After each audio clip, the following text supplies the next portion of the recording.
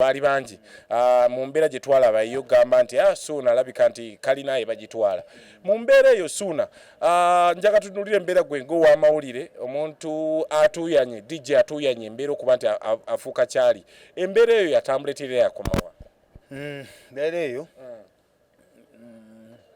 siri mwetegefu nnyo kugamba nti nno nambulula nnyingo ku nnyingo kubanga ebigambo biwanvu nnyo ate yemu ku mboozi esinga okumenya omutima gwange ne bwe njirowoozaako obulowooza naye mba mu studio nga nkola ku leediyo negenda ensala mu bwongo bweti esobola okukyankalanya ebigambo bye mba njogera kubanga waliwo emivuyo ng'oli upcoming mu jjo nze nagezaako okwogerako n'abantu abaali bakoze ku bintu ng'ebyo ebyo ebinene kubanga nze nkitwala nga kinene si kyangu enjuwa eri awo eyo erimu zimwamba eziwedde nga 3 kituufu akiwakana gizimbe ogirabe wagamba owamawulire agayana atubulire bamawulire bameka balina kalina gizimbe agirabe abantu bali baleme balaki banje naye gwe muganda wange olunaku lwakya nga omudumo gutunulidde nze kakati ate n'ekirala togezangako n'okemebwa n'osaba Mukama akutuuseeko ekintu kino kubanga oyinza okukivaamu ng'okoze ensobi gy'oli ejjusa obulamu bwo bwonna omuntu ogenda okkayanira ekintu kyomanyi nti si kikye naye nakukaliramu nagamba kyange nakaaba nokkaaba nga si kikye omutima ng'okimanyi oyinza omukuba eŋŋumi n'ayingira mu ttaka mayiro 4 ayogirako n'abantu bangi ne baŋŋumyagumya ne baŋŋamba bwe obulamu bwetambuliddemu ekyo ekintu kye wakoze wayingiddemu babinywera zeze entalo zetubeeramu eno nga tulwana ffe abagagga bwe baŋŋamba ffe abagagga betubeeramu eno nga tulwana ezo entalo zetubeeramu n'aŋŋamba ati kakkana bukkakkanyi akadde time will tell. So Uncle Suuna omuntu wave n'agamba Suuna ebinyanyanyanya obulamu bwonna bwakoze ebinyanyanya byonna byetulabye entuyo za Suuna okuva e Masaka zonna zaali mu kalina eyo bagitwala wagisigaza bakugobako ng'ebiwandiiko waliwo ebiwandiiko byatambula ku mitimbagano nti buyinza bamuggyeko tewali buyinza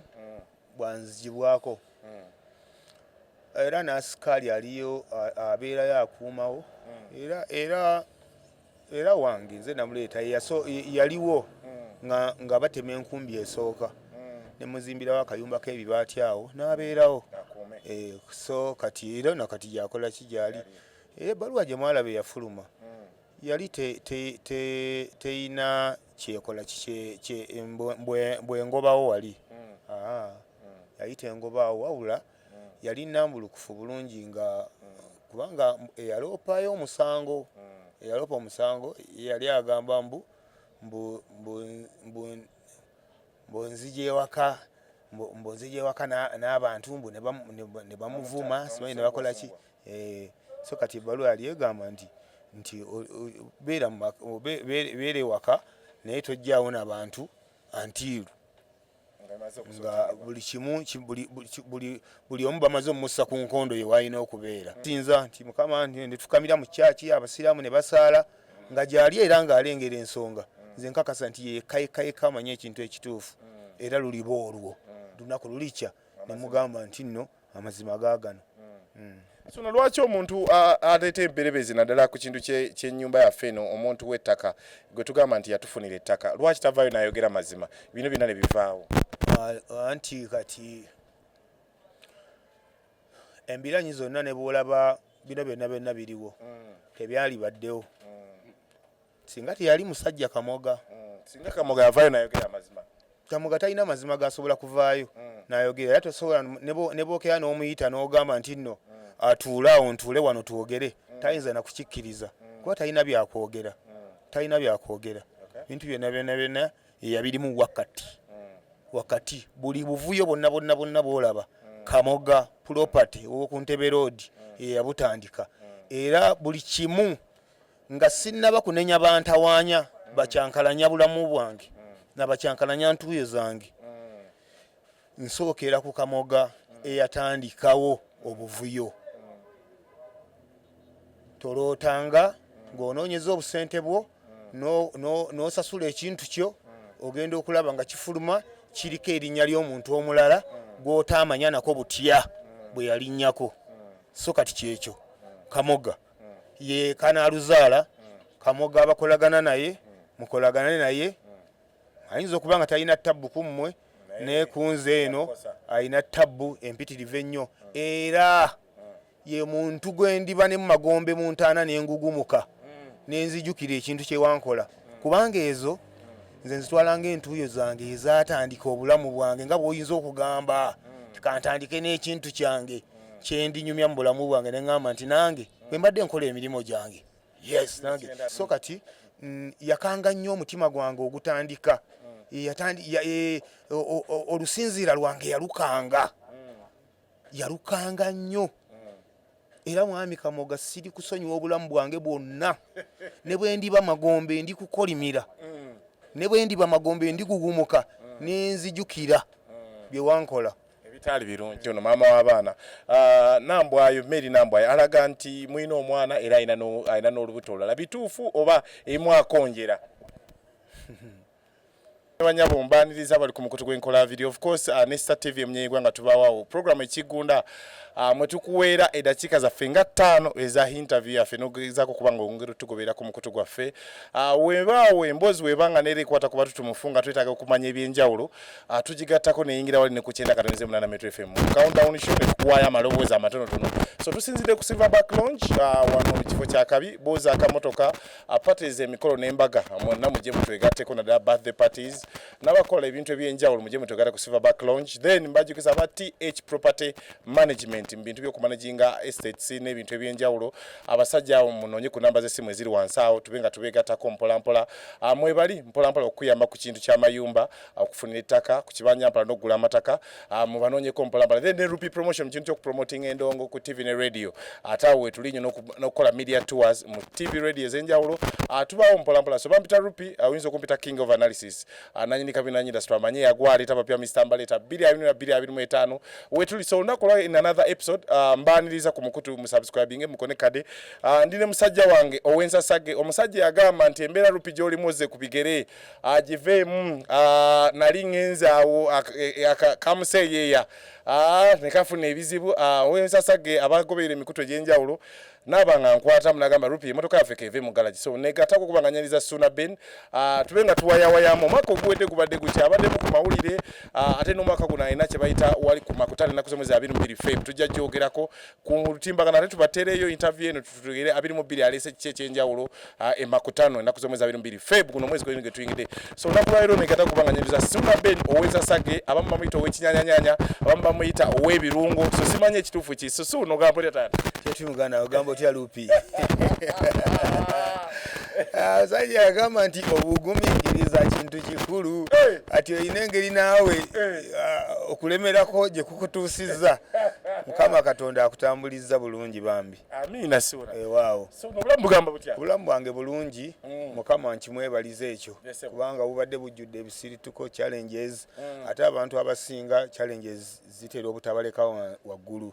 naye nze neebazizza Mukama Katonda basudde aliwo yayimba n'agamba mbu wandikola ekintu okulumya gundi nowunzika ng'oyambye muyambi kkiriza kati nze neeyaza Mukama nti nno buli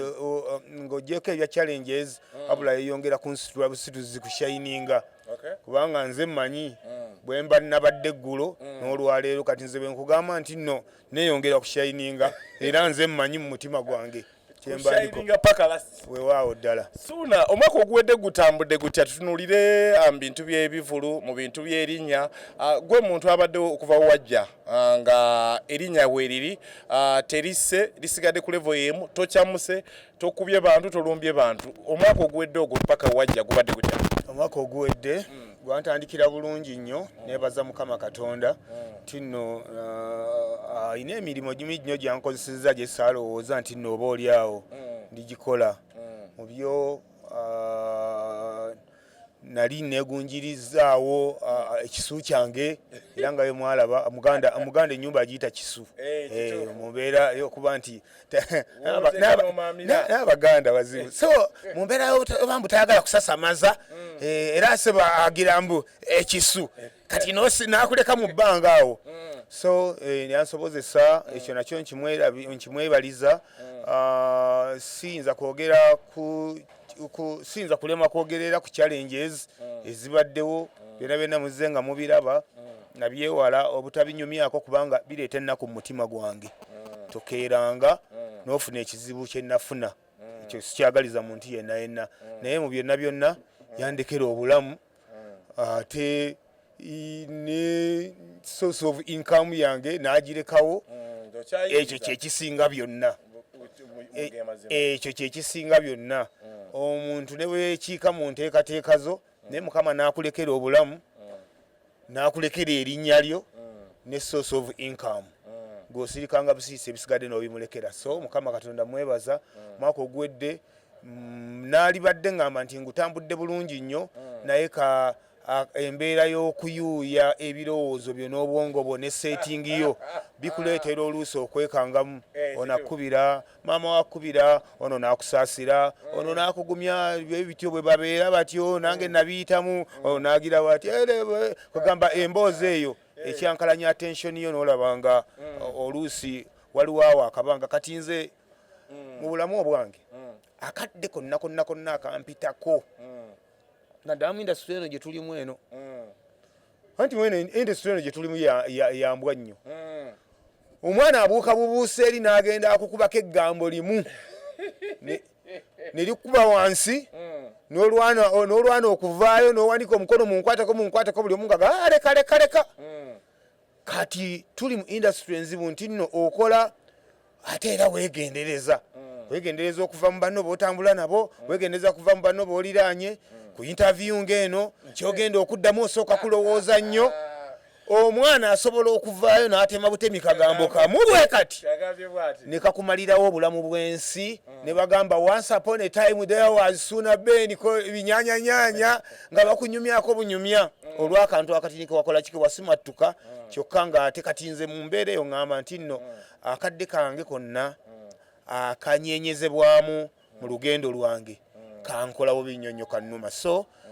mu mwaka oguwedde akakadde kange akanyenyezebwamu kannuma nnyo kubanga nkalabanga kayina ebintu byange bingi nnyo byekatuulako ebyali birina okutambula mu kadde ako naye mu byonna nebaza mukama katonda nti obulamu yabundekera ate era n'emirimu gyange ne gisiga nga kitambula bulungi nnyo awo ndowooza mwabiraba nga omwaka guggwako awo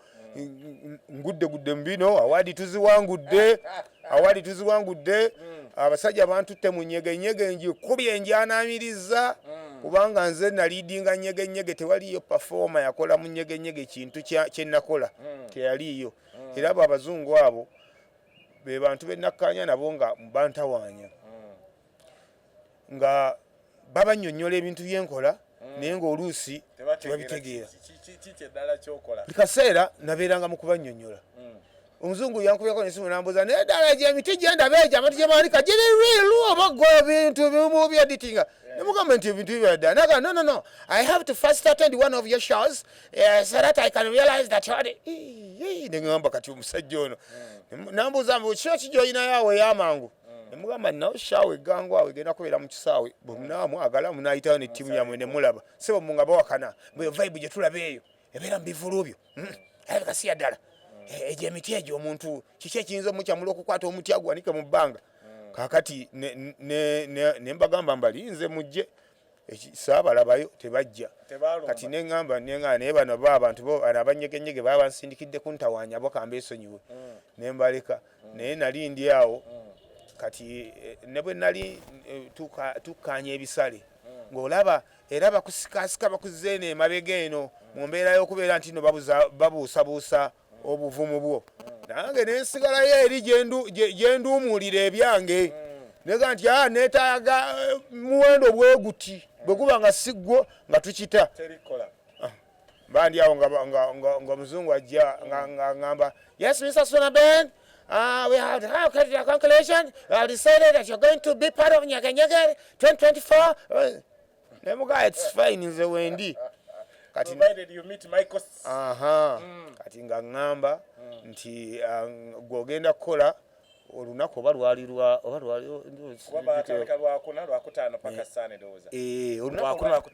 olunaku lwali lusembayo kituufu olunaku lwali lusembayo olonze lwe nakola sade baŋŋamba nti nno mwe mugenda okubeera ba headliner gwe ne Elijah Kitaka kati nenkola ki ne babuuza muneetaga ssaawa mmeka ne bagamba nti no ssaawa weziwerera omukaaga awo twagala obe ng'oli mutaka ez'ekiro nga nange ntuuka nga nyingirawo ne ttiimu yange nga tugenda back stage nga batulabirira bulungi nnyo nze naye manyi tugenda kukola ne Elijah Kitaka ffekka okulaba nga ttiimu ez'enjawulo okuva ebweru amawanga ag'enjawulo Nigeria abayimbi nga tuli back stage nga tujjudde abayimbi basita be Nigeria kuno tetunnabamanya nabbamanya naye nga bonna tuli eri ne tubeereyo naye obudde bwe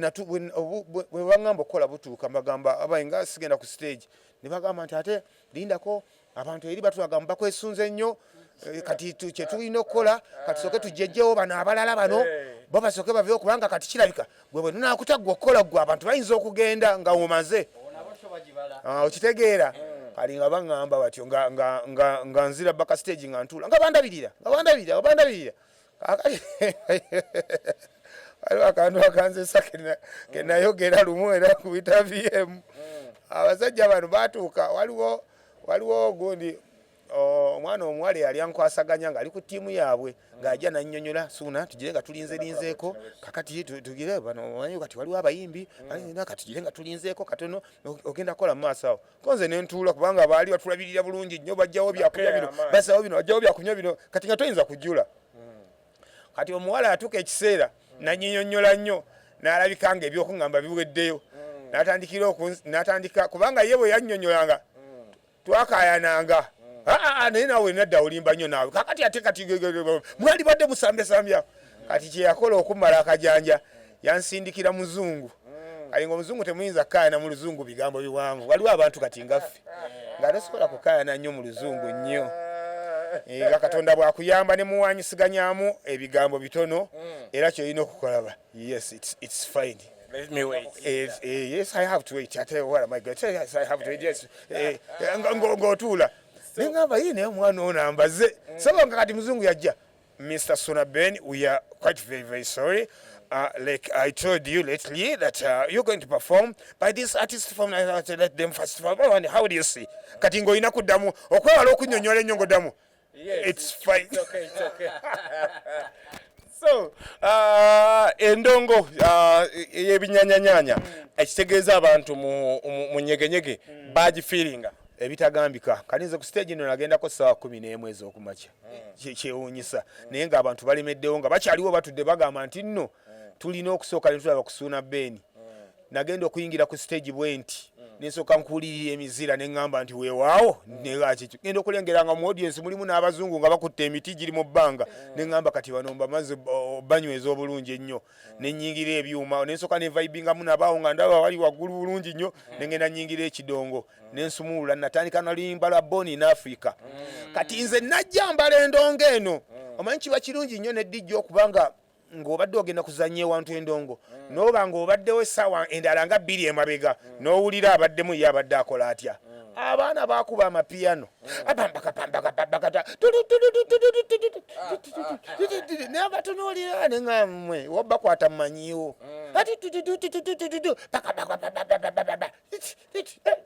ne ŋammwe wobbakwata nze mumanyiiwo mugakube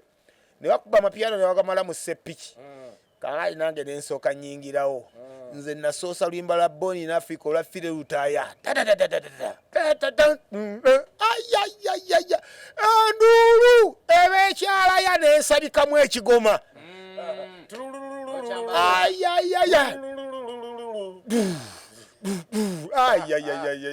ne bagamba nti kyekyo ngenda okulengera abateesiteesi bonna nga babuna obufo bannange ono omwana waawa omwana nakuba endongo mpaka ssaawa emwezi okumakya ng'omusana gwaka guti era olwajjako ebidongo loja ye yali addamu DJ Roger nangana embwa gwe DJ Roger onanyumiza olidideze ngeze so gwe generally gwe mwaka oguwedde naddala mu bintu by'endongo wensasage hiccups zibaddemu naye n'okunyumira mwekuli so wensasage tutunulire omwaka oguwedde ogwo gw'omu ku bantu abagubaddemu nga mukyagwenyumirizaamu ne muganda wo naddala Mbazira Tone ekintu kino okuba nti ebijanyanyanya abantu babikopya abantu batandise obikubakuba tukiyite mugigi mupya oba mulina bwe mu trainings nti suna waliba nga ayagala okuseetuka waliwo abagenda okuyingira ebinyanyanyanya abaana bangi betugezezzaako okukwatako ate era betutambudde nabo kati nze bwe nali nakajje Kampala nze nali siina nawe naabadde naye nga nendeeta bannange nendeeta Sebwato Julius nendeeta DJ Rita Maswanku abo bonna baganda bange abo nensooka mbaleeta ne mbayingiza mu trendi yaffe eyo kati ate era n'abaana abalala gye bali Masaka tugezezzaako okubanga gye bali mu kulwanira entalo zaabwe naye era wona we batwetaagidde tugezaako okubeera nga tubasapootinga ne tubeera nga tutambulira ddala bulungi nabo ffe situlina bujja kweno enteekateeka wadde bino ebintu ffe twabiwa amaanyi naye kituufu nti byaliwo naye nga ffe twajja ne tubiteekamu ekigere nze najja e Kampala nga bino ebidongo babivuma babagamba mwe biki ebyo nammwe bye muleese ebyo bintu bya mu kyalo binaakola wano naye nze nennemezaako ekigere kuba nze nasooka muganda wange Mbazira okuva e Masaka Mbazira n'oyo naye mugumu nnyo musajja muvumu ddala naye yalaba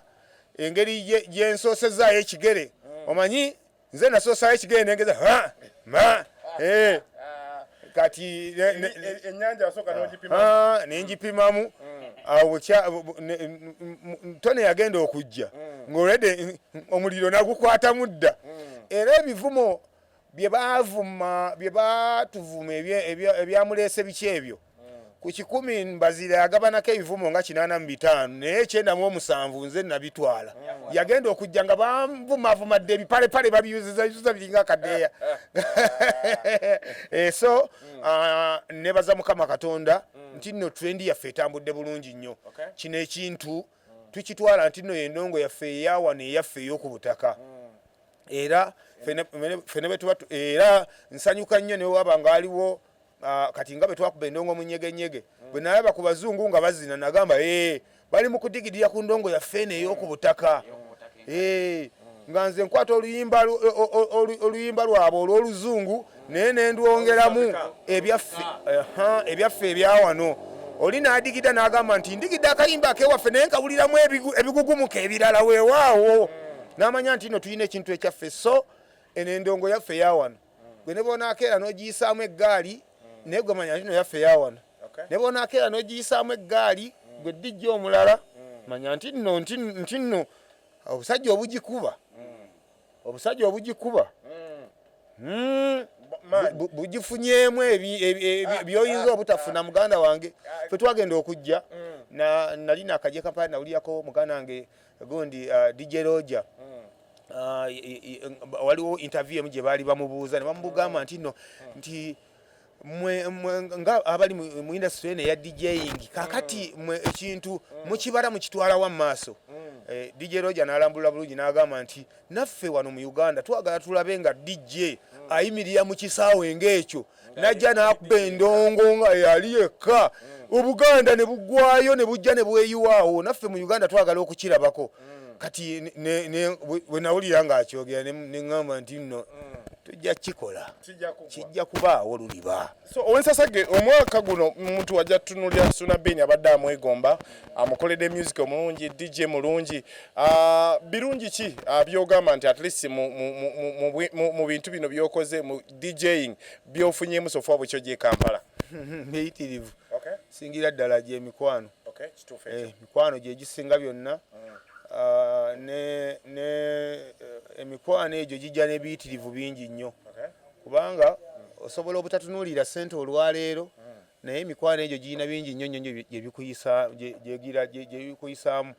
weesanga ng'aliwo wantu we wali badde weetaaga okugenda naye ne weesanga nga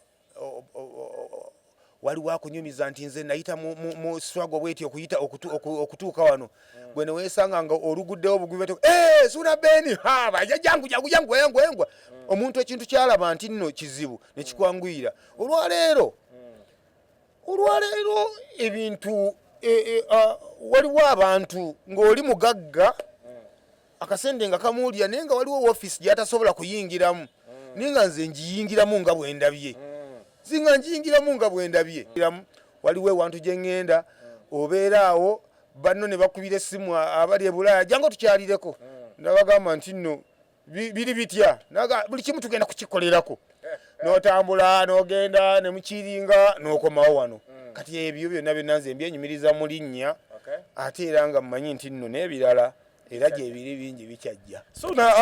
saagala nnyo Suna mugatta nnyo mumalira budde Suna tunulira ebirungi webize omwaka ogwedde ogwo ne tubeera ne hiccups abantu ne bakwogerera abajokezi Silverback Lounge awo ku Salama Road kyekifo ekigenda okukuwa emirembe gwateekateeka birthday party olina meeting za kwanjula jangu otweyune tulina restaurant efumba emmere eyawano nebunaayira tulina washing bay emmotoka evaawo etukula n'akafo akalungi ak'okuwummuliramu tulina kakaawa akalungi kale gwe wenna ateekateeka omukolo gw'engeri yonna weeyune Silverback Lounge ku Salama Road okulira Namakindye Secondary School tugoberere ku social media sites zaffe ku TikTok, Facebook, Instagram ng'era tukola essaawa 24 tukola deliveries ku Jumia ne Glovo tufune ku noti 755 322 755 noti ng'eyeri ku WhatsApp oba noti 2 noti 994 emu Silverback Lounge the peak of enjoyment. I feel guilty about it. Nentula bakamange ne bagamba nti bali ate bagamba nti noti ne bagamba wekito beki nti kali tusigalewo nga betubadde kasitera tuli ba mukwano nesiganga tutambula next media njagala nnyo era bakwano bange bonna Sandra Ryan bamuteesa Pro Kafuko basajja bange bwentuukayo Buganda budda ku ntikko layira ddala nga ngenze mbaganda bange. So Suna tukatirize ennaku zomwezi 22 Feb nga tuvaawo emiryango mubaako ne time nti bazigula ssaawa bweziti tutandika ssaawa bweziti tumanyi kyo kikeesa naye emiryango gigula ssaawa mekama kutandika zomwezi 22 nansana mwezi guno gwe tuyingidde ogwabaagalana emiryango gigulirwawo ddala ku makya era endongo jeje neziva e Masaka zo ziba zazzedde ennaku nga 3 emabega era oba waddembe okugenda n'olambulayo ng'obudde tebunnaba na kutuuka obwasyo kubanga by'ebidongo bibaawo nga bikola ki nga bivuga musobola okujja ne mubeerawo awo nga naye emiryango okugamba okutandika okugamba nti nno kati okusolooza kutandika ku ssaawa nga 11 naye nga emisana wonna osobola okujja ne mugiranga mwe muli munda omwo nga mudigidamu nidde baatuwanga kajjalibu mujje mubeeremu nga jjalibu emisana tufuluma ffenna ne tuddamu ne tuyingira bulungi mugamba nti njikubye kaŋŋende ewaka nkubye mwendo ng'ogenda tewali buzibu ng'ogenda ng'ogamba Suna Ben agabudde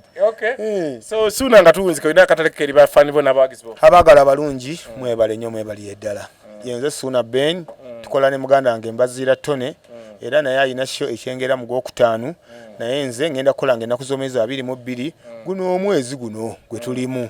mbasaba mujje mumpagire emikwano gyange tutambule ffenna yefe yenze omulenzi wammwe oli owedda era omukkakkamu munamasaka wammwe atamanyi byantalo nayiga bwayizi kwagala bantu kyova olandooza nammwe era munjagala ebintu by'okwepanka ebyo nabyo sibimanyi ndowooza ekyo nakyo mukimanyi bulungi nnyo akadde konna